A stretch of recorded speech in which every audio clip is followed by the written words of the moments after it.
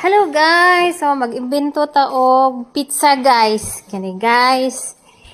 So gamay lang akong giluto nga do guys kay murag delikado kung mapalpak ka guys tapos gidaghan magluto guys na wala gid guys, sayang lang guys. So gamay lang akong giluto nga do. So ani lang siya pagbuhat guys sa pizza. My first time na gumawa ng pizza. Napanood ko lang to siya guys. So ginaya ko lang siya guys. So okay naman ang takbo ng buhay guys.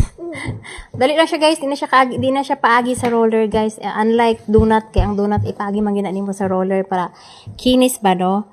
Kani siya guys, wala na dili na nimo kailangan. Pero nasa sa mo kung gusto nimo ipaagi guys. So kung daghan na siguro ang ginaluto, paagi gini mo siya guys para gwapo siya guys.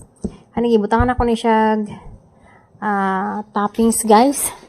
Okay, lami niya ang toppings guys. Butangan nato og kanang hot dog. Tapos butangan po na to siya o kana chicken ang flavor ani guys ha, chicken. Tusino ning dako guys na ako gibutang gi-slice na ako siya guys. Tusino lami ning tusino guys. Chicken guys ha. Kay halal man ta guys, imda magkaon og beboy. Kay kani guys, kaunon magkaon na pud mi ani o diba? Tilawan po na ako ang niluto guys no. So try lang ni guys. Pero kung ganahan mo mupalit ani guys na lutuan ta mo guys. Sige. Lami ni siya guys, kay mini man siyang pizza. So, tag 15 lang akong hatag ani guys. Oh, tanga na to siya cheese. Oh, daghano na to siya butang og cheese para yummy. Cheese. Tanga na to cheese guys para sarap siya guys. Pero nakita na ko tong cheese nga mozzarella ba yan? Mozzarella ba yan? Yung parang ang ganda ng cheese no, mo inat-inat. So, try na to sunod guys. Mag-order ta to guys. Try na ko siya kung masugod siya. Kalami.